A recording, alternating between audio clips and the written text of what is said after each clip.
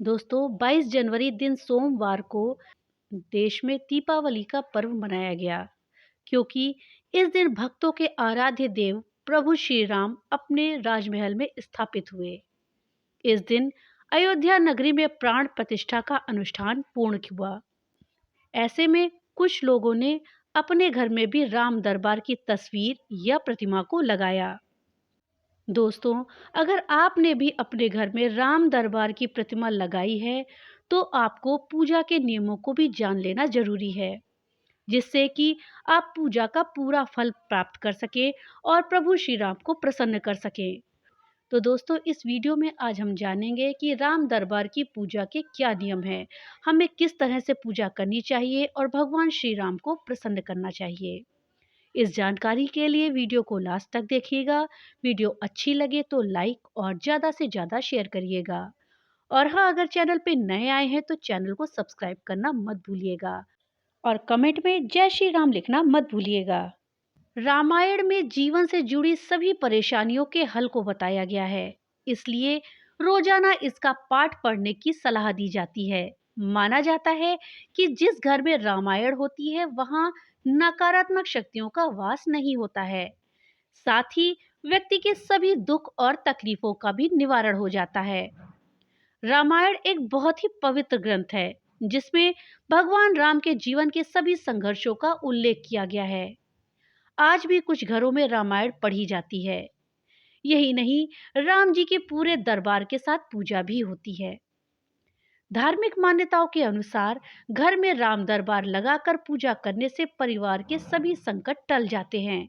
घर में सद्भाव और सौभाग्य आता है। घर से नकारात्मक ऊर्जा दूर होती है और राम जी की कृपा बनी रहती है। हालांकि कुछ लोग त्योहारों में ही राम दरबार लगाते हैं और उसकी पूजा करते हैं। पौराणिक मान्यताओं के अनुसार अगर हम प्रतिदिन राम दरबार की पूजा करते हैं तो ऐसा करने से हमें मोक्ष और मुक्ति मिलती है।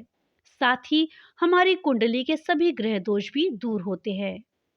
आइए अब जानते हैं कि राम दरबार में सदस्य कौन कौन से हैं। राम दरबार राम जी का दरबार कहलाता है, जिसमें उनकी पत्नी सीता, भाई लक्ष्मण और अपने भक्त हनुमान जी के साथ बैठे हुए हैं। ये भगवान राम के राज्य और उनके नियमों का एक दृश्य प्रतिनिधित्व करता है। भाई लक्ष्मण के साथ साथ उनके भाई शत्रुघ्न और भरत भी हैं। उनके शासन को अक्सर चित्रों, मूर्तियों आदि के रूप में चित्रित किया गया है। इसे राम राज्य के नाम से भी हम जानते हैं। दोस्तों, आपने भी अयोध्या में प्राण प्रतिष्ठा के दिन ही अगर अपने घर में राम दरबार स्थापित किया है, तो इनकी पूजा के कुछ नियमों को जान ले। साथ ही अगर आपके घर में पहले से भी राम दरबार है, तो इनकी पूजा अर्चना कैसे करनी है, ये आपको जानना आवश्यक है। दोस्तों, चलिए जानते हैं कि इनकी पूजा हम कैसे करें। दोस्तों, इसके लिए सबसे पहले आपको सुबह उठ करके स्नान आदि करना है और फिर साफ वस्त्रों को धारण करना है। इसके पश्चात राम दरबार को गंगा जल से शुद्ध करके भगवान राम को पीले वस्त्र अर्पित करें। भगवान के समक्ष घी का दीपक जलाएं। दोस्तों, हमें भगवान राम की पूजा उनके कमल चरणों से शुरू करनी चाहिए। दूध, दही, घी, गंगा जल और शहद अर्पित करना चाहिए और राम राज्यसभा को पीले रंग के वस्त्र पहनाने चाहिए। इसके बाद पुष्प, रोली और अक्षत से राम जी की पूजा करनी चाहिए। दीपक जलाएं और राम जी की आरती उतारें। दोस्तों, आपको ये भी जानकारी होना चाहिए कि आखिर आप राम दरबार को भोग भी क्या लगाएं। भगवान राम को खीर बहुत प्रिय है। धार्मिक मान्यताओं के अनुसार जब भगवान राम और उनके चारों भाइयों का जन्म राजा दशरथ के यहाँ हुआ था, तो खीर ही बनाई गई थी। ऐसे में राम जी को खीर का भोग लगाना बहुत शुभ माना जाता है। इसके साथ ही ऐसा भी माना जाता है कि जब भगवान राम वनवास पर गए थे, तो उन्होंने जंगल में केवल कंदमूल का ही सेवन किया था। ऐसे में आप उन्हें प्रसाद के रूप में कंदमूल फल भी अर्पित कर सकते हैं। रामचरितमानस में राम जी के द्वारा शबरी के जूठे बेर खाने का प्रसंग प्रचलित है। ऐसे में आप राम भगवान को ढेर सारे बेर भी अर्पित कर सकते हैं। भगवान राम की पूजा करते समय आप उन्हें खोए की बनी मिठाइयाँ जैसे केसर भात, कलाकंद, बर्फी, गुलाब जामुन आदि का भी भोग लगा सकते हैं। ऐसा करने से भगवान राम प्रसन्न होंगे। इसके अलावा आप राम जी को प्रसाद के रूप में पंचामृत और धनिया की पंजीरी या सोठ की पंजीरी भी चढ़ा सकते हैं। भगवान राम की आरती करते समय हमें कुछ चीजों का ध्यान रखना चाहिए, जैसे कि दिन में 1 से लेकर 5 बार तक आरती की जा सकती है और इसके साथ ही आप चाहें तो सुबह शाम भी कर सकते हैं। आरती शुरू करने से पहले ऊपर की ओर मुंह रखकर 3 बार शंख बजाना चाहिए। शंख धीमे स्वर में शुरू करते हुए धीरे धीरे तेज करना चाहिए। भगवान राम की आरती करते समय जो रुई की बत्ती होती है वो आप शुद्ध कपास से बनाएं, यानी कि शुद्ध रुई से बनाएं। और आरती हमेशा घी की बत्ती से करनी चाहिए। आपको तेल का इस्तेमाल नहीं करना चाहिए। अगर आप घी और रुई की बत्ती ना करें तो इसके साथ साथ आप कपूर की आरती भी कर सकते हैं। और आरती करते समय बत्तियों की संख्या 1, 5, 9, 11 या 21 कर सकते हैं।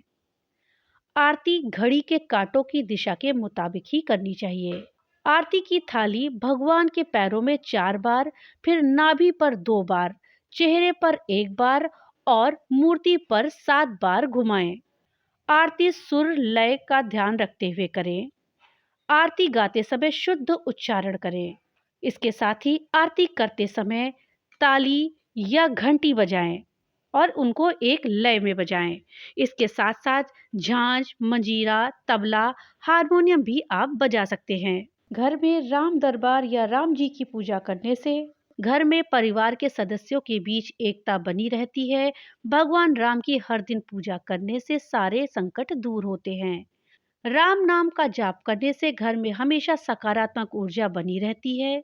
भगवान राम की हर दिन जो भक्त पूजा करते हैं उनको मोक्ष की प्राप्ति होती है। इससे निर्णय लेने की क्षमता भी बढ़ती है और जीवन में रचनात्मकता भी आती है। भगवान राम की पूजा करने से भक्त को माता सीता और हनुमान जी की कृपा भी मिलती है। कहते हैं कि अगर हनुमान जी को प्रसन्न करना हो तो उसके लिए आपको भगवान राम को प्रसन्न करना होगा। इससे भक्त के सभी बिगड़े काम बन जाते हैं और साधक के घर परिवार में सुख और शांति का वास होता है। साथ ही घर में समृद्धि भी आती है। तो दोस्तों, अगर आप भी राम दरबार की कृपा पाना चाहते हैं, राम जी की सीधी कृपा पाना चाहते हैं, तो आप इन सब बताई गई बातों का ध्यान रखें, तभी आपको पूजा का पूर्ण फल प्राप्त होगा। भगवान भोलेनाथ की कृपा आप सब पर बनी रहे। तो मिलते हैं अगली नई वीडियो के साथ। तब तक के लिए जय श्री राम।